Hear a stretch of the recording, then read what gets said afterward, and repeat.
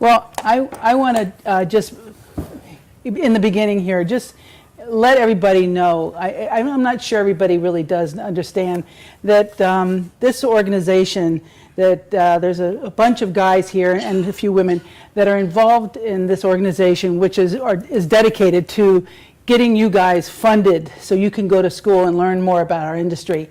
I just want to make sure you understand, like Richard Krasner, right, who's now president, and David Luke, and Jack Powers, and Jerry Mandelbaum, and Diane Chauvin, Mark Darlow, who was originally a president, a past president, John Aaron, Matthew Feldman, Stephen Kennedy, Jack Cott, Linda E. Nam, Nick Patrici, he's here, and Walter Sonosky. I want you to know that these guys have been working hard for years trying to get money and make sure it gets directed to you guys so that you can go and have an easier time going through school.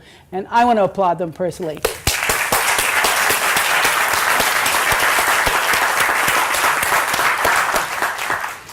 So I'm not going to follow too many rules here, but like the 5-minute one. But anyway, I'm going to just tell you a little story. It's my story, actually, but hopefully it will help you with what you're going to be met with in the near future.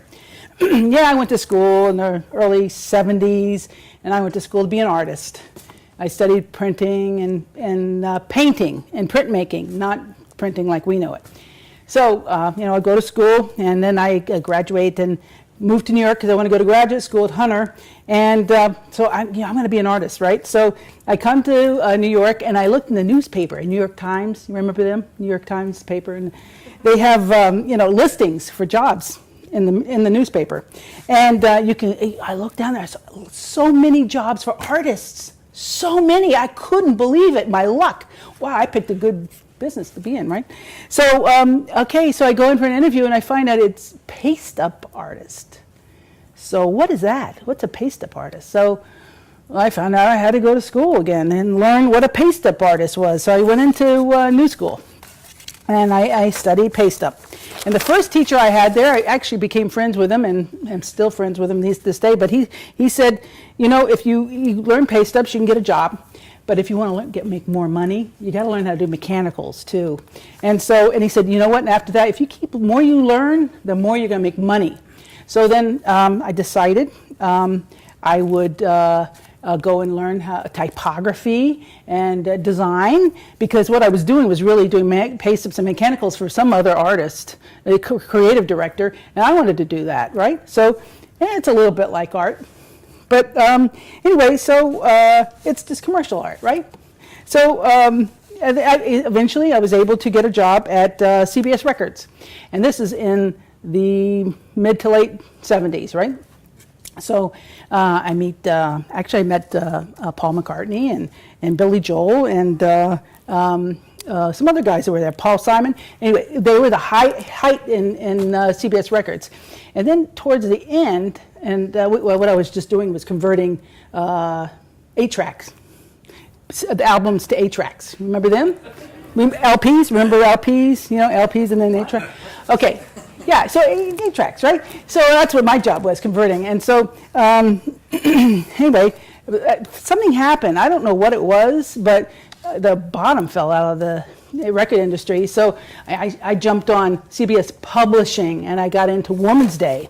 So, I decided I got to know more about this business, and somehow I got into production at CBS, and they invited some people in to redesign the magazine, because it was originally something like 17 million, and then it was 10 million impressions they were doing, and then now I don't know what it is, Bob? Is it like less than, I don't know, it's less than 1 million, right, at this point that they're doing. But at some point I said, oh boy, I better jump ship. And I found this small agency, advertising agency I joined to learn about, advertising and whatnot. And I really felt isolated because it was very small. I didn't know any people in the business. So I joined this organization called Women in Production, WIP. And that's when, I met people that were like, they knew so much about printing and paper and stuff like that. And I thought, oh boy, there's a lot to learn here, like the rotogravure and geez. And then I decided at some point, I knew enough. I could start my own business. So that was in like '86. And I think at that point, I realized that I was of an age that I could do that. I felt confident enough to do that. But I realized, if at 1986, if I hadn't have kept on learning stuff, I would have lost my job in the 70s, and I was going to lose a job in 1980. I was going to lose my job in 1984, and I wasn't going to be able to start my own business and when I was doing it if I hadn't kept on learning new stuff. Because every so often, the stuff I was doing was no more.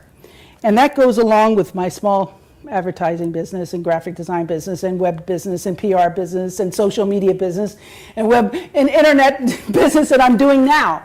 It's just going on every day. We've got to learn something new. Something is changing, and we've got to keep like, oh my goodness, that's what they're doing now. Okay, we got to figure out how to do it and do it better.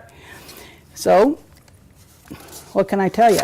This electric I once used is now no more, but it collected dust.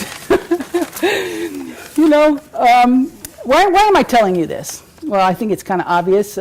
When I was studying painting and printmaking, I still, and something I do, but something I love. But it's not anything I'm going to be making a living on. Like 0.5% of anybody makes a living doing that. Where is Neum? Where's my dear Neum? Some people, you love these certain things, but sometimes you're going to have to figure out how to make a living. And hopefully it's something you love. And my point is here is that, if you don't really love learning, and if you don't really love the next step and really hot on learning it, and every day you want to find out something new and what you have to do to learn it, you're going to be in bad shape. You're going to lose it. Because every day I see people that get that job in that big corporation, people that used to work here, in fact, they get these jobs, and then after a while, they get booted out because maybe they don't know. Maybe it's through no fault of their own. But you want to be able to jump to the next step up, not down. So you want to just keep on top of things and be ready for that next step. What can I tell you now? I want you to come and be involved with us. Come and learn all this stuff, because there's a whole lot of things going on. And find out wherever you can, either in school or joining an organization like the one that you have here, or get a mentor like the people you've met here, or join an organization that can help you learn things. But I say, be all that you can be. Thank you.